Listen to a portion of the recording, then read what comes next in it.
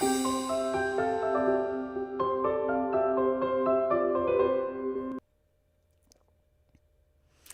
everyone, welcome to today's edition of Live and Unscripted, where we're kind of turning the program on its head and we're working on the ending of a quilt instead of what I frequently do, which is the loading and beginning of a quilt. It just so happened to work this week because I'm traveling early tomorrow, and I thought, I've got to get this quilt done. And I thought, how can I fit in a Live and Unscripted and get a project in there? And I thought, I don't think I've shown very often how I end a quilt or the basting at the bottom, and how I do some small prep steps to set up for the next quilt, just to make it easier on myself when I'm ready to launch into the next one. So that's what we're going to do today. So can we have the side camera? The quilt in question is, you may recognize my Scrappy Strippy Chevron pattern. And this quilt belongs to a lady named Pat. So a couple months ago, I was sewing one of these quilts from my own Scrappy strips and offering the pattern. And I did a kind of sew along over several live YouTube sessions. And as a kind of little perk, I offered free quilting to one person who could send me a picture of their quilt in progress, right? Show that they were making one. So Pat was the lucky winner, so she has sent me her quilt. And, again, I was trying to both get my quilts done before I travel tomorrow and fit in this Live and Unscripted. So most of Pat's quilt is already done. Not the whole thing is going to make it on this episode, but I'm at the last pass, and I thought it would be fun to show how I based the final edges. And something interesting came up, which I did not know was going to happen, but did. Pat's quilt, by and large, is very flat and nicely pieced, pressed well, all of those things. But this last strip, maybe you can see it online, you can a little bit right there. There's just a little bit of fullness on this edge. So common on this pattern, honestly, because it's got so many bias edges. It's all too easy to distort a little bit when you're pressing, perhaps. So I'm going to show you some things that I'll do to combat that a little bit and to get the end of my quilt still to be square. So let's put coffee away. One last sip, and we will get at the quilt. So let's talk brass tacks for just a second. You can see Pat's backing here. Yeah, that's self-explanatory. Pat sent me batting. I don't have the tag on it, but I would say it's warm and natural. It's a fine 100% cotton by the feel of it. So that's what the batting is, and I've got a charcoal gray of my Isacord 40 weight thread, both top and the bobbin. This is my bobbin winding cone. And so I've got the same thread top and bottom, and it's just a little shade lighter than this gray so that it's not too terribly dark on these kind of 30s-esque prints that are in it. And by the way, one of the fun features of this quilt is that you can go in so many directions with it. I've done baby quilts. I did one that was kind of peach and green and an ivory background. I did one that was kind of cowboy prints, had lots of ropes and rocks and outdoorsy things, bandana prints, and a kind of a caramel colored. So you can go whichever direction you want. And if you remember mine, I used a K-Facet fabric as my kind of inspiration fabric, and it had some very vivid kind of chartreusey greens in it. But Pat's has these quite 30s reproduction style prints, and it's just awesome. It's so fun that you can go in so many different directions with the quilt. And I should mention too, there is a link in the description for this pattern. It is free. Please, I'm not a pattern writer, so don't expect this ginormous epistle, right? It is literally a graph paper mapping out these sizes and the measurements and some basic instructions. So you'll want to have some idea of how to make a quilt, but it is free. So I put a link, and anyone's free to grab that at any time. Okay. Getting started, I have quilted obviously down to this point, so I have about 12 inches left. So I'm going to start on my left side here and baste down and across and up. Now, I often will wing it because I've basted a lot of quilts. I would just kind of place my fabric and work my way across with my basting stitch, but I'm going to show you today another way in case you don't feel comfortable winging it like that, right? And that is simply to grab a handful of pins. I might need more than that. And drop some pins in place to kind of give myself guidelines, right? And between each pin, I know exactly how much then I need to ease in to get this side nice and square and within my measurements. So I will start by kind of establishing where the corner should be. And this one corner has a tiny bit of pull on it too. So I'm just going to scooch that up in, ease a little bit of it in, probably trim a tiny bit of it off too, because it's not going to hurt anything. There's not a point that I'm trying to keep there. So if I establish both sides like so, and also I've kind of visually looked down the quilt. Is this edge straight? And I'm finding right here it's pulling in a little. So I'm going to zhuzh the other up just a touch. I don't really want to trim it off necessarily because I want this long seam, which still remains here, to be as straight as possible, right? I don't want it to wong, wong, wong, although on this edge it wouldn't matter. Does that make sense? But I'm going to try and ease in. And surprisingly, with these parallel lines that I'm quilting, it's really easy to ease in this access. You just do a little tiny bit between each line and it completely becomes invisible. How's that looking? That's pretty nice and straight. I'm pleased with that. So from there, I generally start pinning in the middle and then break it up, right? So I'm trying to disperse the fullness as best I can. And I just go between each pin until I think there's enough pins to give me guidelines, and I think that'll do it. So I've got a pin every 4 or 5 inches now, thereabouts. And that just gives me a little security of knowing I'm not going to get to the end and have a whole bunch of fullness and not know what to do with it in one location. And this is fairly minor. I certainly don't want Pat, if she's watching, to feel like, woo, I made a big mistake on my quilt. Nope, you sure didn't, Pat. This is ever so common. Fabric has give and flexibility, and when we press and or steam, and I'm a steamer too, it's all too easy to get a little bit of stretch in these bias seams, and I'm just going to back into place, back into shape. I'm going to put a few more pins in here. There's just a little more fullness at this end than I had at the other, just a touch. There we go. Okay, we're all set. Now on my Bernina, I have a nice 1/4 inch basting stitch, or actually it's 4 stitches to the inch is what it's called. That's what I'm going to use. There's a couple threads here I'm going to trim. If we're looking at the close-up camera, and we are, I'm going to tell on Pat. Can you see this little seam right here?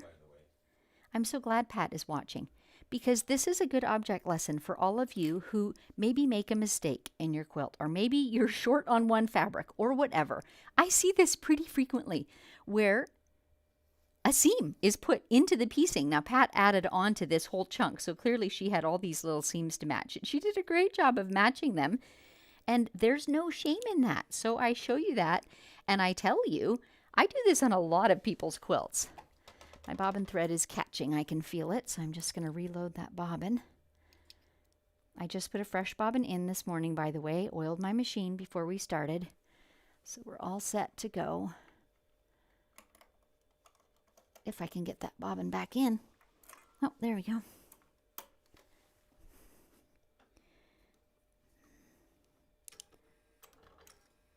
I talk about this quite often. I talk about knowing your machine, and knowing the pull of your thread is key. This was happening to me last night, and I didn't ever really find out the reason, but I would pull on that bobbin thread and I could just feel a strong resistance. And I reloaded it a couple times, and then I did my famous trick of just changing out the bobbin casing, and it worked better. So I don't really know what the issue was, but if you know that feel, you can prevent ugly stitching before it ever happens. That's what I'm doing today. So there is a bit of easing that needs doing here, so I'm just pulling a little with my thumbnail just to coax the fabric under the needle a wee bit faster. And there we go. We've got to our pin without any issues. Again, don't fault me on this. I do stitch across my pins. I go slowly, but I do stitch over pins, and I do it all the time. I have never broken a pin or a needle to date. Knock, knock on wood. I do have my channel lock on because I'm using it for quilting my parallel lines. I always say channel lock. Gosh, force of habit. I have my belt engaged is what I actually have. So I know that I'm getting a perfectly straight basting stitch, and you can see I'm getting a really slim line here. I may have to put another basting stitch 1/8 of an inch up from this. We'll see how it goes when we get to the end. That's that one area that was pulling in just a touch. So here again, using my thumbnail to just pull that little bit faster under the needle. And there's not much fullness, but if you don't deal with it, sort of with each stitch in each inch, you can see how it's pushing ahead there, right? If you let it keep doing that, you're going to get a pleat. If you do this simple little bit of coping with it, you don't get a pleat. That's the difference. And again, really close to the edge there. I think I'm going to go ahead and do my quilting and see where my last line ends up.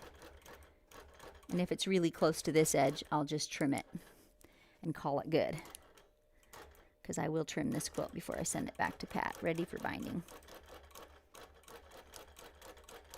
Again, I'm pulling just a touch with my fingernail so that I don't get any pleat where I'm joining up to my previous, where my basting ended. And there we have it. Our quilt is basted. All right, let's take all those million pins out.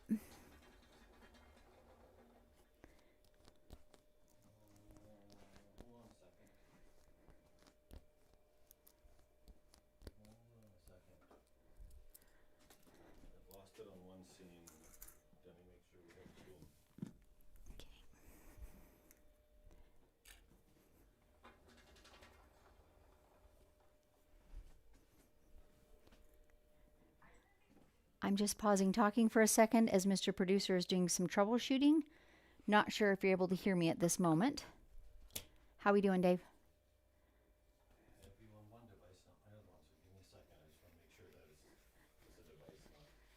Okay, so I'm going to keep working. If you can see me on at least one camera view. I think we're good. Sounds like we're good to go. Okay, so I am now putting on side clamps.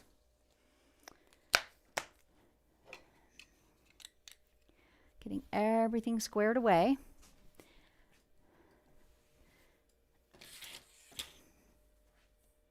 And here you can almost see me at this edge. Look, you can. See how there's this little bit of sagginess here because my batting is not, there's no batting in this end part, so it's hanging kind of loose around my roller. I just grab the last layer and tug it and wrap it right around and tuck it under where that roller is snug. And if that won't stick, and it might not, you can always stick a pin right in through the leader because it's much easier to put this in my little side clamps if it's not loose and wobbly. And also a pin is my friend. This is a selvage edge, so you can maybe see on camera there's a bit of fringe like selvage edges often have.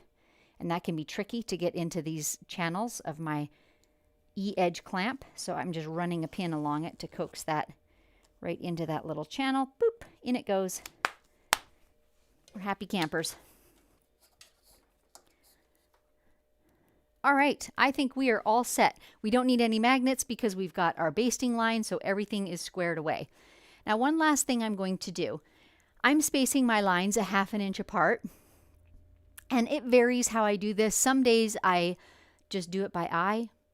And I don't know, yesterday I was having a hard time, it seemed like, getting them really nice and uniform. So I'm actually going to take my marking air erasable pen and I'm going to put a mark in every 1/2 inch on this side. One other note, Stella, bless her heart, my long arm, she's a Bernina Q24. She's a bit moody, and I bet some of you have a machine like this too. Many days she will stitch happily left to right and right to left, and so I just go back and forth zigzagging on parallel lines like this, but not so yesterday. Every time I started coming this way, by the time I got to about the 2/3 mark, I'd be getting a shredded thread. So I've ended up just quilting one line at a time. So that's what you'll see me doing today, which is why I only need to mark on this one side. So I'm just putting in a nice little purple dot at my 1/2 inch spots, and that will keep me on track.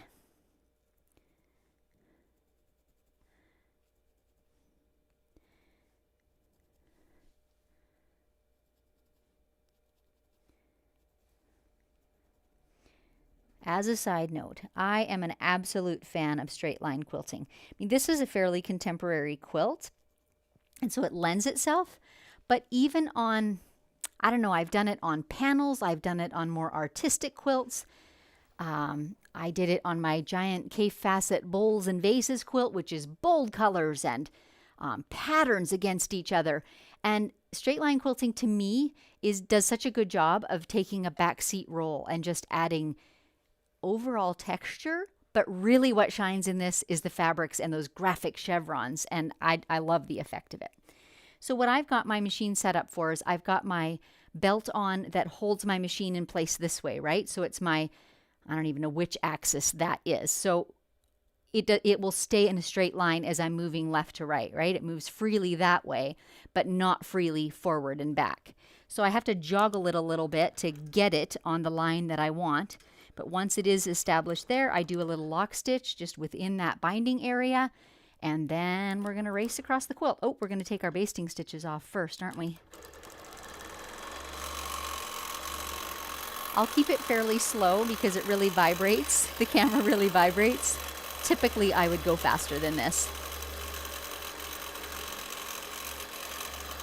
And I did oil my machine, but listen to her rattling. She might need a second drop. So you can see here there's this little bit of fullness, and I'm just letting a little bit of it go in each line. No one will ever know afterwards. It is such a small amount. But again, if you do a wee smidge at a time, it ends up really nice and smooth at the end, rather than pulling it flat and smooth and then all of a sudden having a bunch of take-up that needs to be done. Oh gosh, we might want to take that close-up view off, Dave. They're going to get sick of seeing me go backwards like this because I have to do it with every line. So you're going to see lots of thread tails happening on this end. And I will just trim them off afterwards. I just have to joggle my machine a little bit to get it right on that dot. There we go.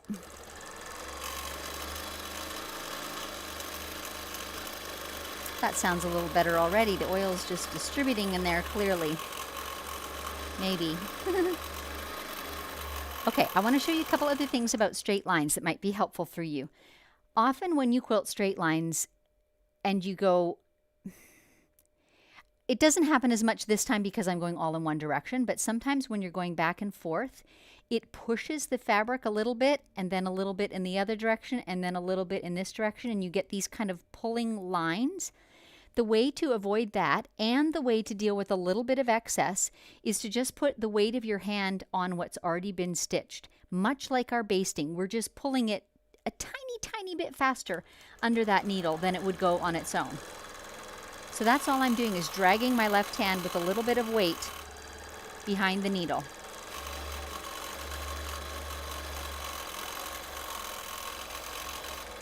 And if I was able to sew the other direction, I would just put my hand on the other side. It's most effective if your hand is on the side that has already been stitched and you're pulling what's not yet stitched under the needle. Mr. Producer is going to make an attempt to tighten the camera because apparently it's really wobbling. It tends to wobble when I do this straight line stitching, and especially when my left hand is not holding the handlebar. So let's see what we can do. Meantime, you can see in here there's definitely two areas. One is right here and one is right here where there is that little bit more excess. So we're just going to ease that in as we quilt. And you're going to see when we're finished, because I'll show you the finished quilt today. It will be absolutely unnoticeable when it's all said and done. Okay, are we done? We're going to give that a whirl.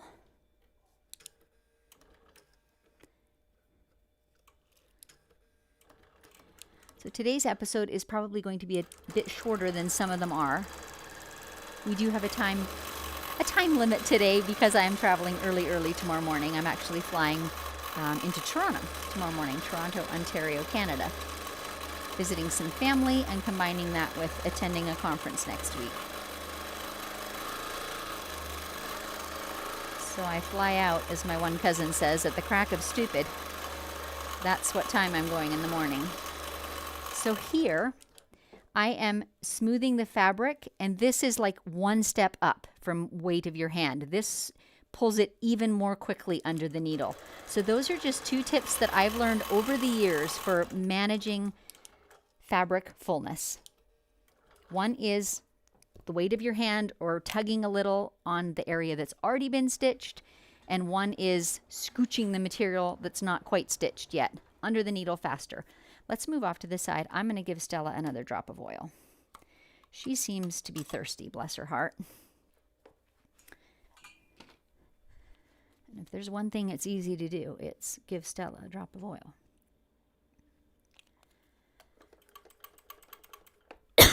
Excuse me. Cough into the microphone. I must need a little more coffee. What do you think? Let's see. Do we have any comments or questions? Let me just take the bobbin out of there. That's the wise thing to do when you're oiling, really. Take the bobbin out so as not to catch the thread in there anywhere it should not be. I will have a sip or 2 of coffee and we'll chat for a minute because my throat is just tickling like crazy. Bobbin is not right. I can feel it. Yeah, it's around the little post. Where did that come into play? I must not have been hanging onto it with the handle quite firmly enough. And it twisted in there. Okay, you guys caught that this is a pattern, a scrappy pattern, as evidenced by the title, Scrappy Strippy Chevron. And it is a free one that you can grab just by you have to go through a little checkout process, but it is free, totally free. What's the word I want? A rudimentary pattern. Rudimentary instructions. Okay, let's have some questions. Give me 2 seconds. I'm just making sure Mr. Producer's just surfing for questions. Okay, do you want to put me on the front camera? yes. Tell me what to do here. Okay, funny story, because Dave and I are both in our 50s. We both cannot read without glasses anymore. So he's sitting here this morning. He left them upstairs, and he's sitting here trying to read your questions without his glasses on. So maybe you should, while I'm quilting the next time, run and fetch them. Just a thought. I have contacts in. That's my cheat. Pat, thanks for quilting my quilt. I used my scraps from Lori Holt's fabrics. I know Lori Holt. I have not used a ton of her fabrics, so I didn't recognize them right off, but absolutely it's that style. And what a pretty way to use up scrappy strips, right? Cindy, what brand of pins are you using? The flower head pins seem to bend so easily. Ah, super point, Cindy. I agree with that completely. Regular sewing pins are not sturdy enough. What I've got are actually corsage pins, and I just got them at a craft store. Literally went for corsage pins. Yeah, they're robust. T-pins work too, but they're usually shorter. Yeah, a number of people ask about this. Okay, apparently there's a few people asking this. Do we not need for the batting to be wider than the piece top, just the backing? Well, Judy, there's a bit of a story here too, and trust you to bring it forward. When I loaded the quilt yesterday, Pat sent a generous amount of backing, and I first loaded the backing in what I thought was the right direction, and then the batting, and I thought, oh, that's way long. I don't like my batting to hang off the backing, so I trimmed it, and then I realized I actually had my batting and my quilt in opposite directions, so I had to reload the backing. Did I say that right? The backing and the batting sometimes get confused. Anyway, so I had to flip the backing, and then my batting is just the length of the quilt. So, but it is long enough. So I'm going with it. So when a client sends me batting or when I cut batting, I certainly prefer for it to have a couple inches of spare. It doesn't have to be as big as the backing, but I do prefer a bit of wiggle room. But today, especially at this bottom end, it is just so. But it's long enough. Tammy, you talk about assessing a quilt before you load it, measuring and such. Do you have a video or workshop that shows the steps for doing that and then adjusting the quilt as you load in advance? I do, Tammy. I recently released a course smaller than my masterclass, which I call Machine Quilting for Beginners. And that's one of the modules is on how I literally lay out a quilt and assess the size of it and how things fit and make my decisions about which direction I'm going to load the seams and then process through advancing it. And also in that course, because I'm trying to be helpful for the machine quilter who does not have a long arm, I go through the process of the same assessments, but then basting methods for using at a domestic machine too. So yes, that's all part of that course. It's all what I call the brass tacks. It's not about quilting designs at all. So even if you're a digital or a computerized quilter, all the stuff would apply. It's about batting and thread and needles and loading and advancing and squaring and all those things. Yeah. It's in the description below, by the way, below this episode. Corey, what do you use to hang your quilts on the wall behind you? You change it out occasionally, and I enjoy changing my quilts too. Oh, we have a high-tech method of hanging these quilts. Let me tell. No, I'm not getting the camera. It's thumbtacks. So I gotta say, that may not be the best way because I actually am putting holes in the quilts, but I do try and have sharp thumbtacks, and I try to not be too, pierce the quilts too badly. I did at one time have a wooden hanger there, but what you can't see is that I have a light above my head too, and there's like duct work, so I have limited ceiling space. So my wooden hanging thing kept showing in the camera. So if anyone has a super, super, super slim option, I am all ears, but currently it is thumbtacks tucked up under that light. Lisa, really enjoying seeing the bottom of the quilting, basting the bottom in these challenges. Yeah, because sometimes the end of the quilt is where, as much as you've tried to address everything as you go, this is your last opportunity to create a square quilt. And quite often there is a little something, something that you've got to deal with at the bottom end of the quilt. So you're getting to see that today. More thoughts? Oh, here we come. Olita, do you still take in new customers? I do, Olita. One caveat is I only take in edge-to-edge quilting. If you go on my website, there's a page for quilting services, and you can enter for that, and I don't always accept them. It depends on demand, so I can't guarantee it, but I will absolutely respond. And I do absolutely still take in edge-to-edge quilting clients, especially if you're willing to have your quilt done on this show. Judy, could you have used starch to shrink the top's fullness?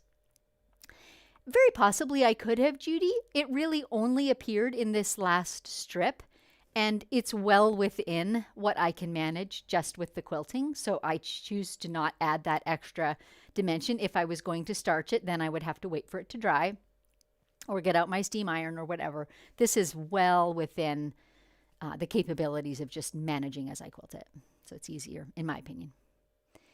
Kayla, I'm practicing with a new pantograph while listening to you work. It's like having a friend in the studio with me. Aw, I feel the same way. This is such a fun way to quilt for me. Once we get over the camera setup and the hiccups, it's just fun to be together. Nancy, love the close-up of the needle area. For all the bias, that's a really straight bottom edge. Yeah, actually it is. Pat did a great job piecing this, and I have, because I've got these long vertical seams, I've used them to make tweaks as I go to keep those seam lines straight, right? So every 6 or 8 inches, which is the widths of those long panels, I have an opportunity to line it up, line it up, line it up, line it up. So yeah, I'm happy with how straight this came. Mr. Producer says, hold that thought, put a pin in it. Isn't that the Bolt movie? We'll just put a pin in it. I think so. I'm showing my age. Dave asked a poll, would you like a behind the scenes show showing how we do our live and unscripted shows? 80% want to see the magic. Oh gosh. Oh, you guys. Dave is springing this on me, bless his heart. This is how he pressures me a little bit. Everyone wants to see, don't they? Because like you, probably, my area here that you guys see on camera is nice and neat and lovely. But in the corners, there's stuff. And honestly, all my lights, which you can't see, but there's lights facing me and hanging all around me. It's not the prettiest thing in the world. However, I am agreeable because I know there are some of you who want to do some filming too. And I think we should do a show that's like a progressive, like where we started, which was with a couple of smartphones. And I think we did have a decent mic to begin with, maybe, right? Like we started with almost nothing. So yeah, when we do the show, I don't want anyone to be intimidated by, holy cow, they have, thousands of dollars of lights. Well, yes, but it didn't start that way. So That's it. I just I'm had to throw that in there. I feel like if I can be open and honest about the oopses in quilting, I should be able to be open and honest about the looks of my little studio room too. And I can be. Another Susan is saying, every time they try to play a commercial, it kills your video and I have to go out and come back in. Dave, you have an answer for this? No, I noticed it on mine as well, as that's when I lost it. It's a YouTube thing. So this is when Dave was hesitating a few minutes ago and trying to make sure that we were still streaming. That's exactly what happened to him. And as far as he knows, it's just a YouTube thing. I'm sorry. I mean, we might as well talk about ads. It's the elephant in the room, isn't it? When we were first doing these lives for the first couple of years, if you watched the show while I was live streaming, you didn't get ads. So I used to use that as a talking point to encourage people, come while the show is live, because the replays get ads, but the live show doesn't. But last year, of course, YouTube saw that opportunity and said, no, we're playing ads. And FYI, whether or not I monetize my channel, the ads get played, right? I can just choose whether or not I want to receive a cut of it. Ads are unavoidable unless you buy Prime, as far as I know. Premium, that's what I want to say. Nancy, my hubby says, early flying, Darko 30. Yes, that's a good one too. Good one too. Maybe better than the crack of stupid. Cindy, believe me, I bet most of our sewing areas are not picture perfect. I'm sure that is true, Cindy, and I just need to get over my perfectionist self. Nancy, I wonder if it's the difference in batting that makes her not want to stitch right to left. You know, it very well could be, Nancy. In general, my machine is, will handle most kinds of fabric. And the lady who said she stitched on a 1940s wool blanket, it will handle denim, it will handle thick things, etc. However, I do know our machines are mechanical and all kinds of little things are affecting that stitch formation. And whatever combination I've got isn't working just right. And I've had this a couple times lately to the point where I'm seriously thinking about stocking another brand of thread in at least a few colors just to see if that might make just enough of that difference, a 5% difference. I don't know. Might be worth trying, right? Things to think about. Any more, or shall we go back to quilting? No, there's a few more here. Cindy, when making this scrappy chevron, do you advise to starch the fabric before cutting out the chevrons, especially the solids?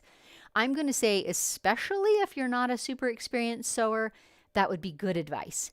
I'll also say I didn't on mine, but I've sewn a lot of quilts, and I'm pretty confident in my ability to not stretch things out when I'm pressing or steaming. I am a steamer.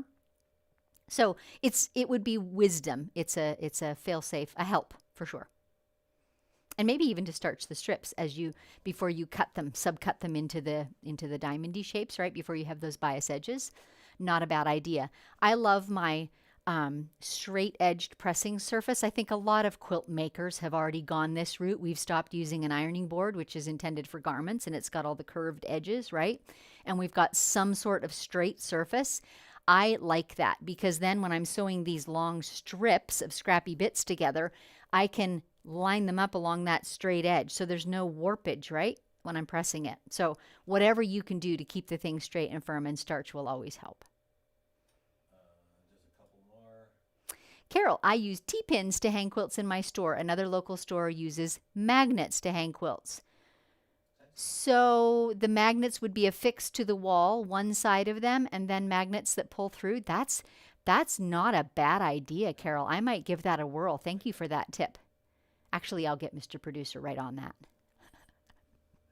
Beverly, I do like having extra batting on each side. I've had a couple of instances where I almost ran out on one side. Guess my quilt wasn't completely square or got loaded a little wonky. Yep. Oh, I've had that too. And definitely my preference would be to have a little excess. I did a tiny YouTube episode, I don't know, maybe a year or two ago, on zhuzhing, to use my favorite word, batting just a little when I saw that one corner was going to run a little shy. As I worked my way down the quilt, I just shifted it a tiny bit with each pass, like maybe 1/4 of an inch, because I didn't want to twist the quilt, right? But just that tiny shift, then multiplied, and at the bottom edge, I then had enough. So go back and watch that if you're ever in a bind. Susan, is there a way to choose the timing on the ads? Then you could say, let's take a break for our sponsors, then load up to 5 or so. No. I can tell it to insert ads at certain places, but I can't control the fact that YouTube still puts in ads at perhaps other places. And I do apologize for that. Essentially, the ads are beyond my control. All I've done is I have chosen conservative ads, so I get fewer in general than some people do. I know how over a long show there are still a lot, and I'm sorry. Just that's how we get free YouTube, essentially. Lori's Quilting Studio, there's a YouTube Lite subscription to avoid ads. There you go. Maybe you want to throw a link in the chat, because that might be worth it. Might be worth it. Cindy, was there someplace we were supposed to post a photo of our Scrappy Chevron quilts from last time? I missed that. You don't have to, Cindy. Like, I would love if you would post and tag me, because it is my pattern and then more people get to see it. Just those few weeks that I was doing the quilt along and there was a deadline, I was offering for people to send in a picture and show that they were making one too. And from those submissions, I drew names, and it was Pat that got the free quilting. So, okay. One more. I've been very happy with Madeira Arrow Quilt thread lately and would recommend it if you want to try another brand. I actually do have some of that one. Madeira gave me some. I find it to be more linty. So I'm still thinking of another 100% poly, but just trying another brand. They do have slightly different qualities from brand to brand. And if I can find one that works right to left a little better, yay. Diane, I got magnet hangers from an estate sale. You put the magnets on the wall and use a steel rod in the sleeve of the quilt. Now that's assuming, Diane, that I've put a sleeve on my quilt, but I could. But I absolutely could. Okay, let's get back to quilting. We've been chatting for a long time. We've got lots of lines to quilt yet. Make sure my marks haven't disappeared because I used an air erasable marker. Good thing I live in a dry climate. They last while I talk.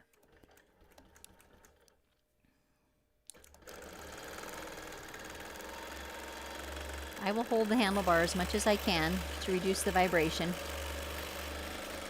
But sometimes I'm just going to need my left hand.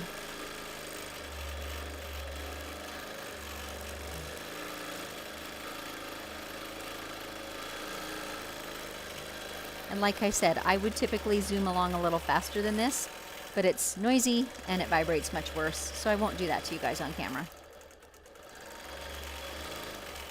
And you notice that I'm just doing a few little anchoring stitches at the end, also within that basting seam allowance. So that will hold my lines of stitching beautifully secure.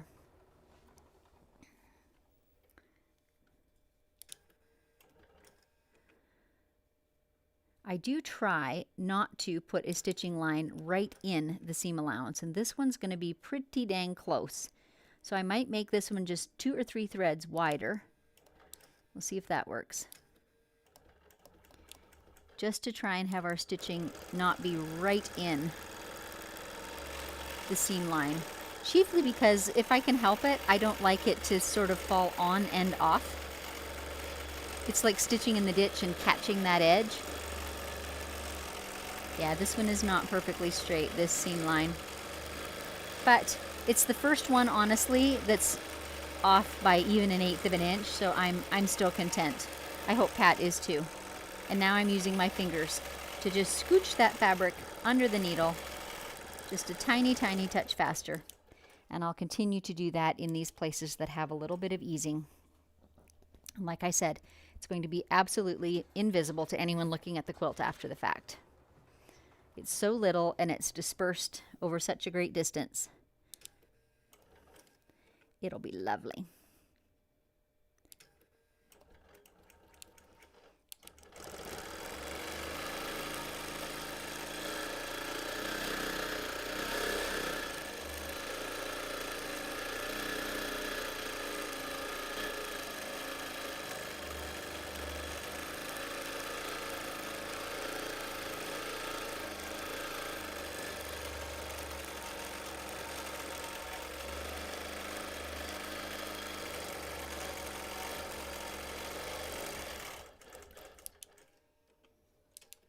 I have my stitches set at 10 per inch. I'm stitching with the BSR 1 on, which has the little coasting stitch. So even if I stand still, it still is stitching. I like that one for this because when I'm starting, if I'm slightly off the line of my purple marking, right? Once I've pushed go, see how my needle's going up and down just a touch? And I can adjust a hair and see what it's doing.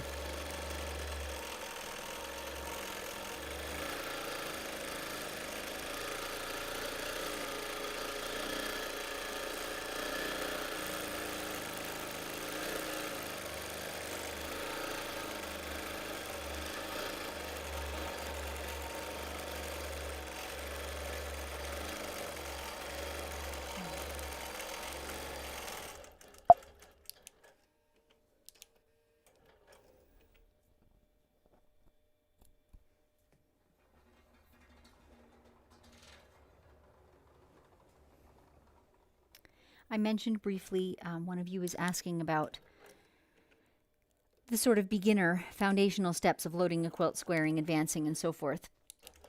And as I'm stopping and starting at this beginning and end, it made me think of it again. That course, because it is fairly new, I was offering it for an introductory price of $97, and it has now gone up to $197. However, all of this coming week, so through June, I think it's 21st, which is a Sunday, I've got a half off coupon for it. So you can literally go to purchase it and use the words half off, altogether one word, caps don't matter, making it $98.50. And it's about 3 hours of video instruction. It's considerably shorter than the masterclass. And again, like I said, it is really the brass tacks of quilting. It is not about quilting designs. Although if you have not taken my masterclass, I did include as a little bonus 2 lessons from the masterclass so that those who are just beginning have at least a little something to say, oh, hey, I could quilt this on a quilt today. But mostly it's about just all those foundational decisions. As I was writing it, I was just remembering so clearly some of the first things that I quilted at my long arm. And of course, keep in mind, YouTube was not 10 years ago what it is now either. And just, I can remember sitting thinking, like, is it okay to stop and start in the middle of a quilt? Like, what do I do if my thread breaks? And do I really have to tie and bury my threads? Isn't there a better way? And does my top and bobbin thread need to match? Or what happens if it doesn't? You know, should I use big needles because they'll never break? Or should I use finer needles because they make smaller holes? Or like, how do I make those decisions? So I was trying to remember all those questions as I pulled that course together. So you don't have to learn them by trial and error the way I did. I don't know, I didn't know very many long armors, and so I was just out there trying stuff.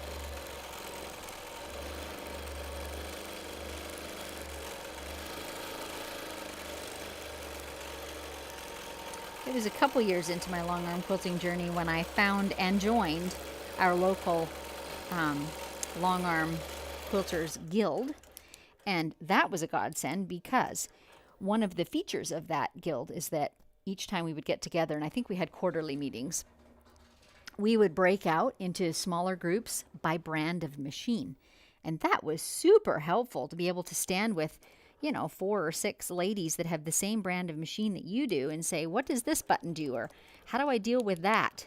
And they were super helpful. That was a wonderful thing for me. But not everybody has a machine quilting guild either. They're rare.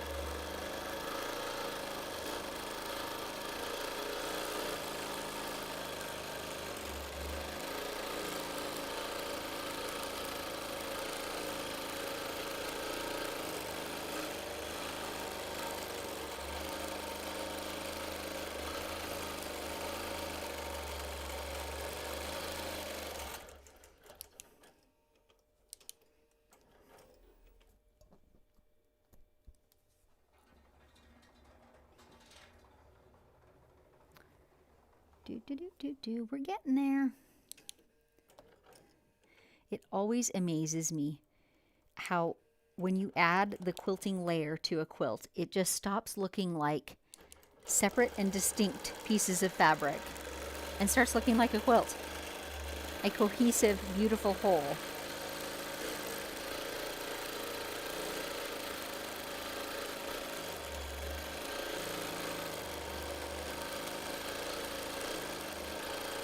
And can you see the bits where I've already sewn? This is the area where there's the most fullness, and it's basically disappearing. Nobody will ever know that that was the case. Stella is still rattling her bobbin at me. I don't know. She needs attention this morning. She's a bit like my cat. Lots of you have met my cat, and he's kind of a running joke in our house because as he's gotten older, I can't do the just put food in his bowl and let him help himself. I actually feed him. I pre-measure it at the beginning of the day and feed him breakfast, lunch, and dinner. And basically when he's done one meal, he starts asking for the next one. So it's kind of a joke, like just the needy cat. And I feel like My quilting machine is doing the same thing to me. I'm so needy. I need oil. I need a new bobbin.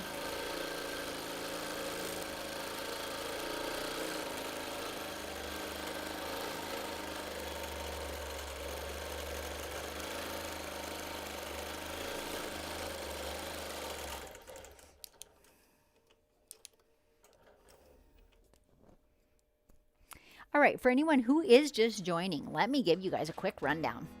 I am quilting a client quilt. Her name is Pat. Pat joined my sew along a couple of months back for this Scrappy Strippy Chevron. Link to free pattern in the description of this episode. And Pat sent me a picture of her quilt in progress, and hers was the name that came up in the draw to have free quilting done.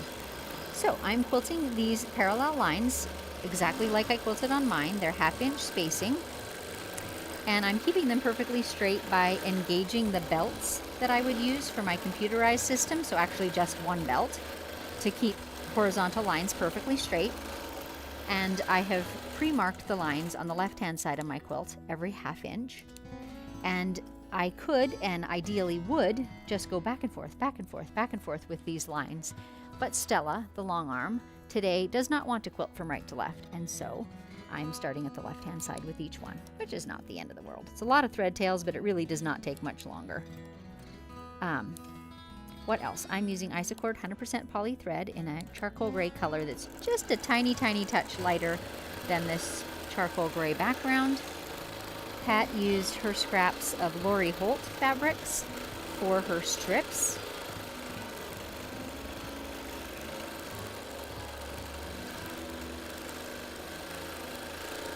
I'm quilting at 10 stitches per inch. I do have my stitch regulator on. You can see the little red lights shining. That's my cameras underneath doing the regulating. Did you say something, Dave?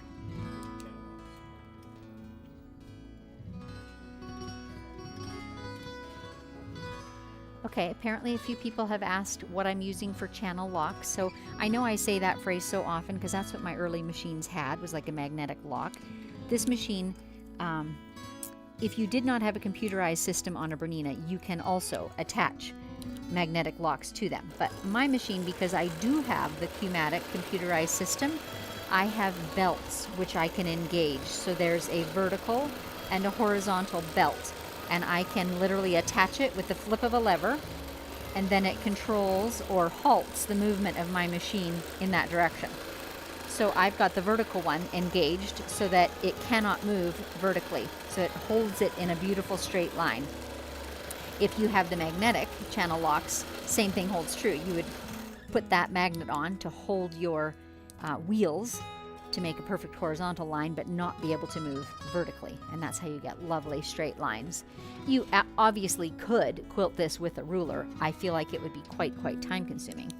If I was going to do this at a sit-down machine, I would use a Hera marker, H-E-R-A, or you can use a tracing wheel that does not have teeth, that's just round, and along anything, a long yardstick or a long board or a long piece of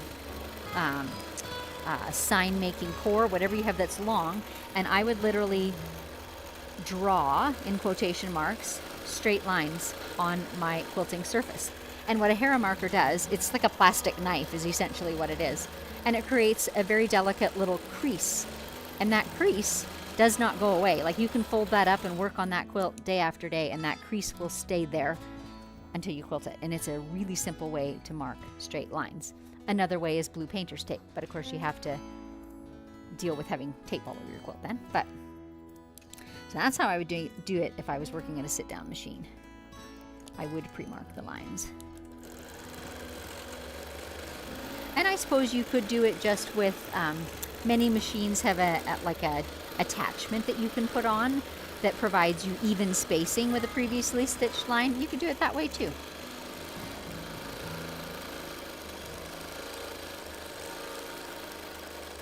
And I don't remember if I said, I'm using 1/2 inch spacing for my lines. I quite like 1/2 inch or a tiny bit less spacing. I think is a really pretty look. I'll give you guys another tip for finishing a quilt that's quilted like this. This are we seeing my hand? Yeah, let me move Stella a little bit. This edge where the lines, the ends of the lines are, this acts a little bit like ribbing, like the cuff of a sweater, in that it wants to pull in a little. All the way along the quilt, it wants to pull in a little. And when you go to apply your binding to it, you need to get your binding significantly tighter, stretched tighter on this edge. If you flatten out the quilt fairly firmly and attach the binding, you are going to have wavy binding and the middle of your quilt will go. So 2 ways to combat that. First is, if you have the space, I like to spread out a quilt like this flat on the floor before I put the binding on it. Spritz the whole thing and spread those lines out as flat as they'll stay. I don't usually pin it. I just spread it out a little bit, stretch it out a little bit, and leave it to dry overnight. Then I apply the binding. And on these ends, again, all the ends of these seams, I like to stop at a corner and then lay my quilt down, letting it relax and rest. Lay my binding across it, and that establishes how much, like I know where that quilt is going to rest rather than guessing at the sewing machine. Does that make sense? So I do put extra attention into binding the ends of these quilts. Otherwise, you get a super, super wavy end, because this really does act like the ribbing on your sweatshirt. 2 more lines, you guys. Almost there.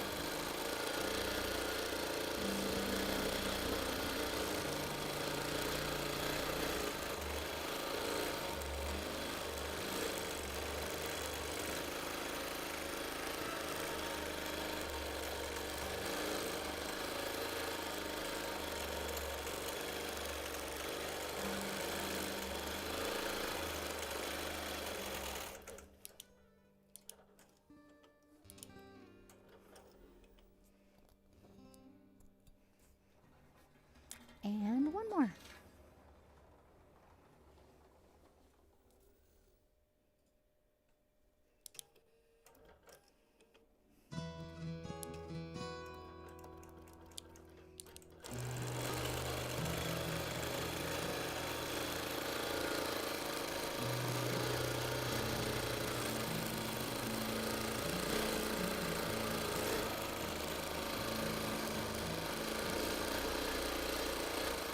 And I'm going to trim this up for Pat, and I'll trim about 1/8 of an inch away from my basting line so that it gets well included inside the seam allowance of that binding attachment. Success!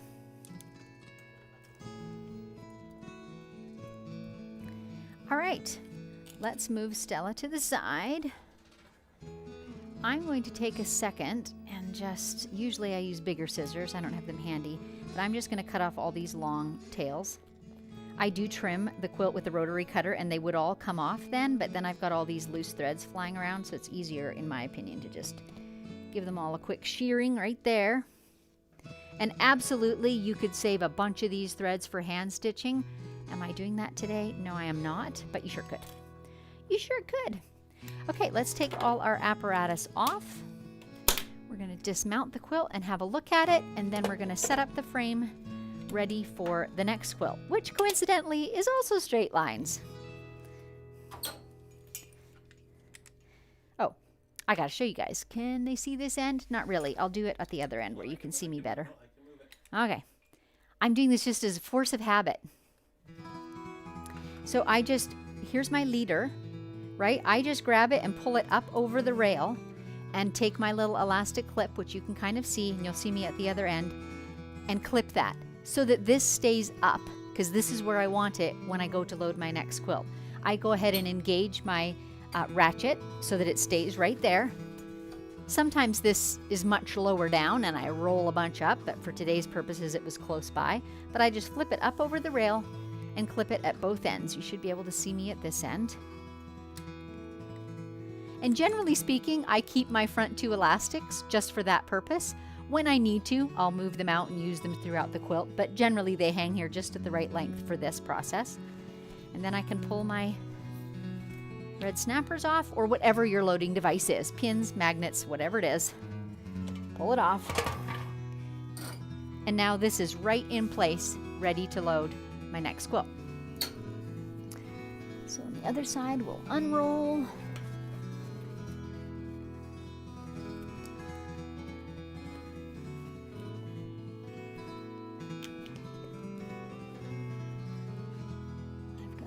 many things sitting on my table here.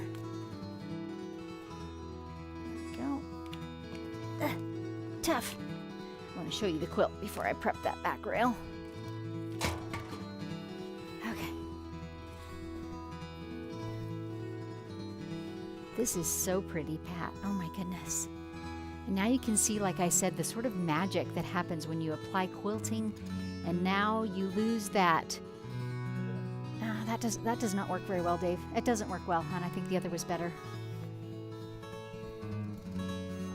I know it isn't as clear, but you get to see more of it, and it just somehow knits together, to cross crafts here, right? And becomes this cohesive whole, as opposed to these little chunks of fabric.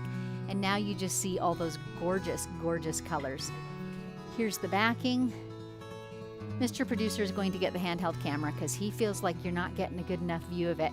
I think there's a great view. You get to see, more or less, the whole quilt, right? Isn't that pretty? It's not working, so never mind. Okay, no handheld camera. It's not connecting. For shame. Okay, so I will take this into my separate room where I've got tables, and I use an 18-inch ruler and my rotary cutter to trim nice straight edges. Someone asked me the other day, I had been talking about applying binding at the long arm, and she kind of said, how does that work? Because you haven't trimmed the quilt, you don't have a straight edge. But here's the thing, when I baste those edges, that basting is straight. So this now has an established straight line, and I'll use that basting as my guideline for my ruler. Usually I put the 1/4 inch marking of the ruler on the basting line. So I'm cutting it at a 1/4 inch because most people sew a generous 1/4 inch for their seam allowance. So that works really well. Okay, let's move the quilt so that we can show you set up for the next one again. And it's fairly simple. It's fairly simple, but if I do this, then I never forget and I'm ready. You guys have seen me do my loading process, and it involves having this leader flopped over the dead bar, and this is when I do it. Generally is when I'm dismounting one quilt, I get it ready for the next one. So I flop it all the way over and I roll it back until I can see the bottom edge. Then I put my ratchet on and it's ready to go. And usually I will also cut a scrap of batting. I did this one beforehand today, but often I'll just cut it right off the quilt that's coming off with my scissors, and I'll run along on my table, and because there's thread and lint. There always is. And a scrap of batting is a great way to pick that up.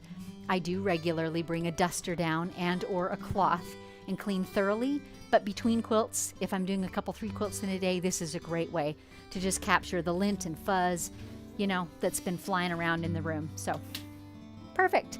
So now I'm all set for the next quilt. Okay, do we have any thoughts or comments? Let me grab my coffee. I have a few swallows left. I used my ember mug first thing this morning, so I didn't have it for my show today because it was already dead. Okay, you want to put the front camera on? Somebody asked, oh, Mr. Producer's hunting. Here we go. Diane, Pat, did you baste around the edges of your quilt before you sent it to Susan? Yeah, Pat didn't. And there were not tons and tons of seam allowances on the edge, but we might as well insert this here. This is a very nice thing to do for your long armor, to just run what lots of us call a victory lap around the perimeter of the quilt at your sewing machine at about 1/8 of an inch. If your quilt has a lot of seams that end, at the edge of the quilt, those can often be pulling open, especially if you like fold your quilt and mail your quilt and then I unpack it and all those things, right? That can really add a level of security and ease, and those seam allowances don't come undone. Diane, do you have both belts on? I noticed you didn't change anything between basting across the bottom and basting up and down the sides. Good question, Diane. I only have the vertical belt engaged to hold it horizontal. Now on my Bernina, because it's not magnetic, I can still pull it. There is resistance, so when I basted toward me down the sides, I was pulling against that belt. I could have walked around it and flipped it, and then, it would have flowed more freely, but again, I'm used to doing that, and it was only like 12 inches, so I just pulled it. Michelle, that would not work as well with magnets, by the way. Michelle, I just ordered my Q20 yesterday. So exciting. Can't wait to get it and take a couple of your online classes. Is there one you'd recommend I start with? I'm a confident beginner but need help. The course that I was talking about today is what you want if you're not familiar with using the machine and the tools, right? It literally walks you through how I assess a quilt top, how I load it, how I do advances, how I secure the sides, right, for quilting, and also through things like needles and batting and thread choices and some tension issues and a ton of practical stuff. The only actual quilting in that class is the couple of bonus lessons that I've included from my free motion quilting masterclass, just to kind of whet your appetite for more. So my free motion quilting masterclass is not always open for enrollment, at least at this time. So I just recently did an enrollment, and I'll be doing another one again later this fall. And I do that just so that I can stay involved with those students for about 6 weeks time as they're going through the course. Neither of them ever expire. They're yours for always. You can watch as many times as you want to. And links are below in the description, as always. Diane, I actually used exquisite embroidery thread on top and bottom line and bottom line in the bobbin on a quilt with a fuzzy fleece back, and it worked well with no breaks. It might be shinier than some folks want. And that is kind of the thing about embroidery thread. Even my Isacord, right? It is shinier than cotton threads or cottonized threads. It is a slightly different look. So that is one of the factors. And some embroidery threads are quite shiny. But that's good to know. Like sometimes you weigh that, and sometimes it's worth the shiny if you can quilt, you know, in all the directions or get good tension or whatever. Margaret, before you started quilting with a long arm, what was your setup? I began at my domestic sewing machine. Now, I was fortunate to have a sewing machine that had a somewhat larger throat space than your average one. Like I have a Singer 301, for example, and that's got a very small throat space. I had a baby lock at that time. So that was the first class I ever took that had to do with quilting at all, was a machine quilting class for your domestic sewing machine. So I did that for, I don't know, a year and a half or so, and I was actually quilting for clients, friends at least, on my domestic sewing machine before I met a long arm. So that was my journey.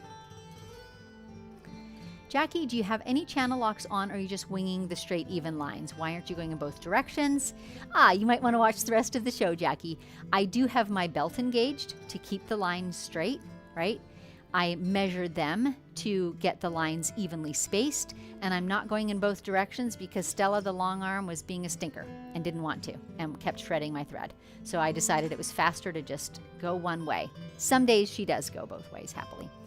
Amanda, what number is your Easy Glide set at? It seems like my Bernina has more resistance than yours when having the vertical channel lock on. Does it feel easy to move to your next line down? No. I understand what you're asking, and non-Bernina owners won't, but we can adjust to some extent how much that resistance is when the belt is engaged, and I do have mine set at the top. So no, it's not very easy to adjust the machine at those lines. You just kind of get used to it. I've done 2 quilts already this week with straight lines, and like I said, a third one is coming. So I've gotten a lot better and quicker at like estimating how far to pull forward and stopping at that half-inch place. Susan, are you referring to straight line quilting as acting like ribbing? Correct. So the long lines are acting like your knit purl, you know, in a ribbing or a stretchy fabric, and it wants to pull in a little bit. Yeah. Catherine, great info regarding the binding for the ends or the cuffs. Would you recommend attaching the binding while it's loaded on the long arm? I don't think I would, for that reason, because the quilt is fairly fully extended, right? It's not pulled back in because it's affixed to the long arm rails. So I think this is one case where I would prefer to do it at my sewing machine so I can have less binding on those ends and avoid that wavy look. And it's not the end of the world if your lap quilt has wavy ends, right? It's not the end of the world, but that's, if you care about that, that's how I would combat it. So our doorbell just rang and Mr. Producer had to run out and get it. And so he can't put up any more questions. So I'm going to give you a few more details on things that I've talked about in case you're just tuning in, and he'll be back hopefully in 30 seconds or so. I've talked quite a bit about my Machine Quilting for Beginners new course that is released fairly recently. And I'm offering an introductory level of pricing through next Sunday. Gosh, I wish I had that date in my head, Dave. I'm thinking it's the 21st of June. So you can use the coupon code half off for half price on that course, making it $98.50 for the duration of this week. If you're on my newsletter, there will be one coming out in a few days' time with those details as well. But you can go to my website at any time in the Learning tab and learn about that. One thing that I haven't mentioned too that I offer, I know all of you are at different places in your quilting journey, so I'm trying, perhaps spreading myself too thin, but I'm trying to help you where you're at. So I do also have a monthly membership that I call Advance. And I don't really mean that it is highly advanced, but it's kind of a play on, you know, advancing your quilt and so forth. It does assume that you already know how to use your machine and you already know how to set it up and you already have control to do designs. So it offers more edge-to-edge designs, more custom ideas than my masterclass, things to put in triangles, fancy feathers, some fancy custom work, things like that. Lots of guests come on that show and do episodes that are their work too and are featured. I have a couple of quilt-alongs in there and different things like that. So that also is on my website on the Learn tab. That's $12.97 a month, you know, the price of 2.5 coffees, basically. And there are new lessons each month. So when you're a current subscriber, you have access to all the lessons that have ever been published. There's about 75 of them right now. Yeah, so that's there too. Mr. Producer's back. Any more questions or comments? Because that's what we were really aiming for. Pat, I'm extremely happy with the quilting. Yay! Thanks again for choosing my quilt. I'm so glad, Pat. It'll be popped off in the mail to you probably yet today. Pat R, do you not stay stitch around the quilt after the quilting to keep the quilting stitches from coming loose after trimming? I don't, Pat, because in this case, anyway, in this example, I secured my stitches at beginning and end within that basting line, so they're not coming undone. Roy, love this simple quilting. I wish I had channel locks. I have a Tin Lizzie 18. Yes, and I'm not familiar with all the brands and know all their options, so it is a very nice tool to have. I've always loved straight line quilting, so I've always been grateful for that feature because it does make it easy. I agree. Catherine, 3 quilts in a day? Sometimes. Not usually big ones. And not always, but sometimes. Sabrina, is there a reason why you use the red snappers instead of floating the quilt? So the red snappers, Sabrina, is what I always use to secure the backing. So the quilt itself was still floating. You just saw me this morning when I began. I already had pulled it up with the last little bit exposed, but the red snappers were not securing the quilt. They were only securing the backing. Catherine, the magnetics that you spoke about, is that something different than channel locks? I do not have Q-matic, just channel locks on my Q24. Typically, channel locks do refer to a magnetic system. And if you don't have the Q-matic and you've installed channel locks, I think, I'm just running through my memory here. I think on the Bernina, because I had those briefly, I think they're rubber stoppers that you flip, so they're not magnetic. I think I'm saying that right.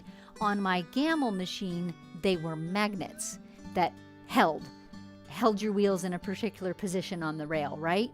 So I'm sorry, I get in a groove when I'm talking, and I often say channel locks to cover all the bases, but it can mean clearly either the magnetic locks or the rubber stoppers that you flip or the belts that I'm engaging. I often refer to that as a channel lock too. In any event, holding your machine in a channel in some way. And I've known people do all kinds of clever things like bicycle C-clamp type things to hold their machine too as a workaround. Pat, when I use my new Toa gauge, the needle jumps around. Is there a trick for pulling the thread evenly to get a more accurate reading? If you're getting that all the time, Pat, I would borrow or go into a dealership and try another gauge just to rule that out if it's happening to you on every bobbin. If it only happens sometimes, that's an indicator that your bobbin is not well wound. You will not get pretty stitches if your thread is causing the needle to jerk significantly. That means your thread is not releasing smoothly. So again, try another gauge to rule that out just in case something is faulty there. Otherwise, try a different bobbin winder, try pre-wound bobbins, try to narrow down where the problem lies. But it's not a good problem to don't proceed with it if you can help it. Cheryl, when you share things in your quilting journey showing the real life side of things, it helps me have realistic expectations and move forward and share my way less than perfect projects with others. I appreciate that, Cheryl. And You guys all give me that feedback on the regular, and so I keep showing up, even though I've certainly had my share of embarrassing moments on air. So be it. Those frustrating and embarrassing things do happen. We just don't usually show them on camera. Okay, you guys, I'm down to my last dreg, so I guess it's time to be going. I appreciate you joining me. I know that I will be away next week, and the following week is still up in the air. So I'll try and keep you posted. Again, sign up for my newsletter. I try to let you know at least one day, maybe two, ahead of these episodes when they're happening, and also what quilt I'm working on and what topics you might expect. So my newsletter, easiest way to find that is just head to my website, and if you give it like 20 seconds, it'll pop up. I think it offers you a free something.